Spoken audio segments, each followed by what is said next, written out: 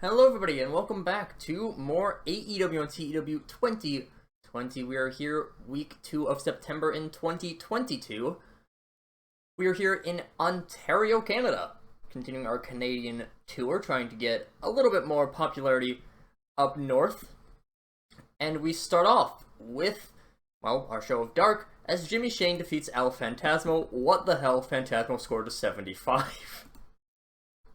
Lucas Fenner and QT Marshall defeat RJ City and Colt Cabana. RJ City, an indie guy.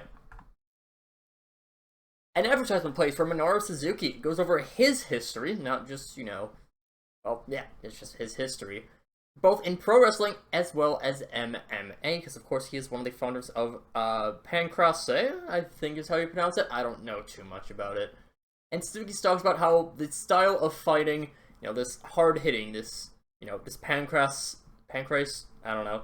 This MMA style is something that it can't be taught easily. Not something that can be taught easily, but Suzuki, he knows he's getting old, and he wants to pass this on because, well, a lot of people, it's more MMA people are coming into the into the pro wrestling world, and Suzuki wants to help bring that in a little bit more. So he's willing to let people train. It's not just rookies. Anyone can come in, but it's not going to be easy training. After this, Elena Black and Nancy Bouchard defeat Angelica Risk and Rachel Rose of DPW. Jordan Grace defeats Allison Kyle, another local worker from Ontario. After this, Jamie Hayter and Jade Cargill walk out to the ring. And Jordan Grace, she's not backing down, she's yelling at him. And Cargill, Hayter, they don't say anything. They get into the ring, and they're both mainly Jade Cargill is making fun of Jordan's height. There was about a 7-inch difference between them. And Jordan Grace, eventually, alright, sure, whatever. Quick suplex to Jamie Hayter. She starts brawling with Jade Cargill, about to deliver a power move, maybe like a Samoan drop or something. Jamie Hayter makes the save. And Hayter and Cargill escape, and they're barking back and forth with Jordan Grace. So yeah, it's a quick brawl segment. After this, Marina Shafir defeats the local worker Letia Robert, probably. And then El Hijo del Vikingo defeats Kevin Bennett, another local worker. Then Brand Eagle Eye comes onto the screen, and there's some generic Viking stuff happening in the background. It says, the son of the Viking.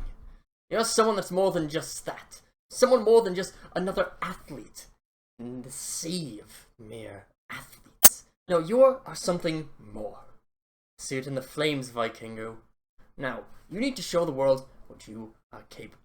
And maybe you just need the guidance. Maybe you don't know this heritage that you lay claim to. So, lay that claim with me. I have no ambitions of my own. Do not be mistaken. I merely wish to show the world what you can do, son of the Vikings, the last scion of the gods of the north. And the vignette turns off, and Vikingo is just confused. We'll say that it's a good thing that they're workshopping this on Dark before bringing it on to Dynamite, even though I think it probably first started on Dynamite. After this, we have some trios match. A trios match. Colt for Cole. So the Dudleys defeat Brock Anderson and the Von Erichs. Gianna Dario defeats Taya Valkyrie.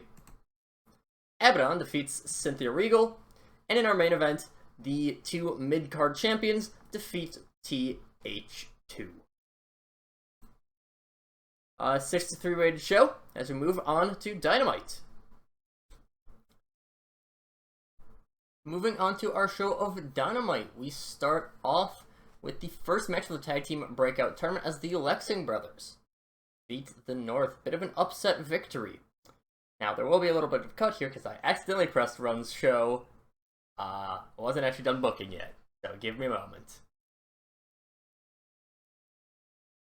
Alright, continuing on. After the match, Chris Jericho, who was at ringside, I didn't have him set as manager because they are set as, Jericho is a face and the Lexings are still heels.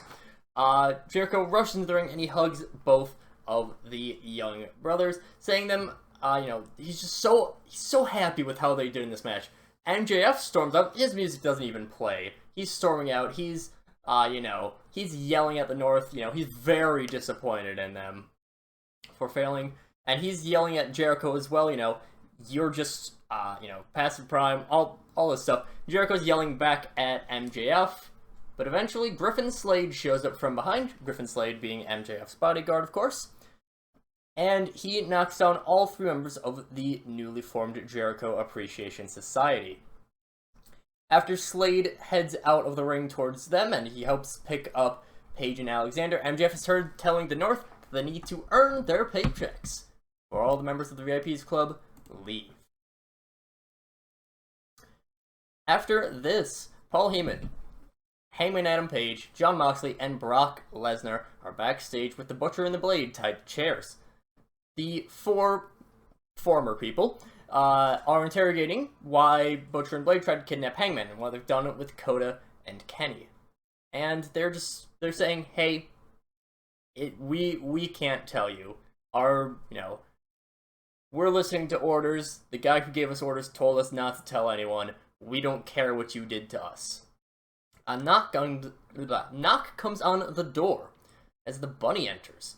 And she hands Heyman a note saying that it's from the man in charge, the man giving them orders, and it's for Heyman's eyes only.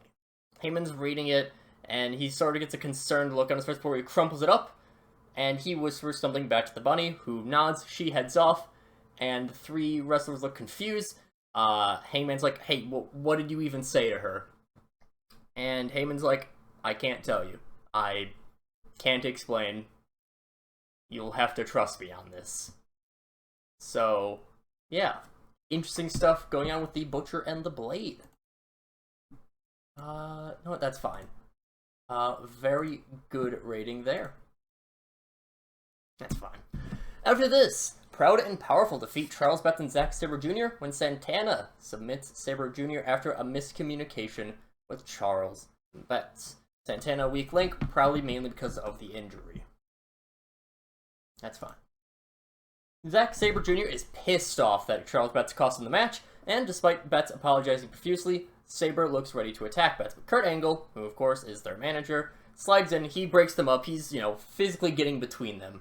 Eventually, after they've cooled off, they've probably gone to opposite corners of the ring. Proud and Powerful, they've left by this point. They were like, hey, this isn't our issue anymore.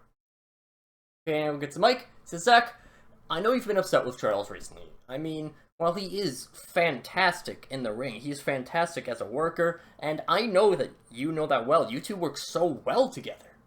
But I get it. Sometimes he might be a little bit too lighthearted for your desires. But don't worry. I think I know what'll fix that right up. Now, of course, we are in pro wrestling, and, well, a lot of times, if you have differences with someone, you'll talk it out. But I don't want my proteges to be upset with each other, and you both are incredible in that ring. So, we'll do what we do best in order to solve this issue. Next week on Dynamite, I want you two to face each other in the ring. Get all your aggression out right then and there, so that we don't later let that bubble over, let that do something that we'll regret. And Curdy kind of, he motions for them to shake on it, and Betts, he's right away, he's offering the hand immediately. He meets him halfway in the ring. Sabre Jr., he's pacing around a little bit, he's not quite fully into it, but eventually he decides, okay, sure. And he shakes Charles Betts' hand. So yes, Sabre Jr., he has recently been getting a little bit upset with Charles Betts. It's a good angle. They have good chemistry. I don't want to break them up. I might move FTR away from them and make Betts and Sabre the main tag team, or a brand new tag team officially. They have excellent chemistry. Known this for a while. Maybe we'll do something more with them. As the handshake happens, Io Shirai's music hits, and she starts walking out towards the ring. That was a very touching display, Kurt. But there's more to your team than just these two boys, and while I could easily beat both of them, I want my match against Layla Hirsch right now. So go out, call your little child, or whatever she is, that I can show her and show everyone who the best woman in the world is, the most legitimate threat in AEW. And Kurt, he's talking back to Io. There's some back and forth. And Kurt's mainly saying, like, hey, I can't really approve that. But eventually he gives up. He calls Layla out, and they have a match. And of course, Io wins. It's not really much of a surprise. Layla Hirsch, 49, not bad, not bad. One thing that I didn't realize until I had finished booking this, there's a lot of women's matches on this. I think this is just the first of them, but we do have 2 more. Lots of women's matches. If only real AEW could do this, but also they don't have the talent that we do. Io looks ready to inflict more pain on Layla Hirsch, but Betts and Sabre Jr., who remained at ringside to cheer on their fellow teammate, get into the ring to stop Io. And, they starts off with, they both get into the ring. Io steps back. Betts is, he's trying to talk down Io. Sabre Jr. is directly protecting Layla Hirsch in the corner or whatever. Io fights back. Charles Betts, he's not going to fight back. So he gets knocked down pretty easily. And Io's like, alright, move out of the way, Sabre Jr., or I'll beat you up just like I did Charles Betts. And Sabre doesn't move. Io goes for a swing, and Sabre Jr. counters it. Quick, lock into, basically a disarmer. But he doesn't fully lock it in, and just kind of lets it go. Basically as a warning, hey, I could have done this to you anytime. But he's, it's a warning to, as he says, not hurt my friends. So, Sabre Jr., a nice, heartfelt thank you, respect of his friends. After this, Christopher Daniels was seen backstage with Riho Kakashi, being interviewed by Renee Paquette about the VIP's challenge to Riho. I get it. The VIP's club, both those ladies have been hyped up so much since they first arrived in AEW, and they want to do more than just bask in MJF's earnings. So, of course, let's be real, he's the main moneymaker of the VIPs. And that's not to discredit them, anything. And Riho, well, she's on the rise. She's got a new look, a new demeanor, and a new, outlook on her life in AEW. So as for you two, Tanil, Diona, I have it on good authority to say that you two, you would put on very good matches with Riho Kakashi. But I would be very cautious of going through with this challenge. I mean, AEW is all about our ranking system, and, we can make exceptions for things like open challenges or special requests from our champions. Going against Riho is going to do nothing for your rankings aside from drop it further and further when you lose to the Cherry Blossom. Also, apologies if you hear some jingling. My cat walked in. After this, Jade Cargill defeats Ashley Flair. Ashley Flair has some cracked ribs. I don't remember if she suffered this on a house show or if this was on Rampage, but still, Ashley actually had it come up. She said that she was willing to put Jade over, and I had planned on this anyways, so yeah, pretty nice. I mean, the match sucked, but still. After this, Jade Cargill stands tall over Ashley Flair. The baddie is making sure that the Queen's Court can't get into the way. She demands Mike, which is just thrown into the ring. Because the era of royalty is done and dusted, and there's no one in AEW who's got the skills of a bad bitch like myself. No one else who's even on the level of baddies as Jamie and Elena and Nancy. So I'll fight everyone and anyone who wants to challenge me. Io, Layla, Shida, Kana, Mayu, everyone is going to fall to the baddest woman in AEW. Drops the mic, all of them leave. That's fine. After this, Mayu Iwatani is seen laid out backstage, with commentary explaining that she was on her way to a sit-down interview with Jim Ross, which would have been followed up by an interview on Saturday with Thunder Rosa. Camera pans up to reveal that Chris Statlander is the attacker, and she's silently staring down the Women's World title. Just the title, not Mayu herself. She looks over to see a poster of, just like I imagine in the locker rooms they'd probably have posters of like, hey, here's your rankings for all of our divisions.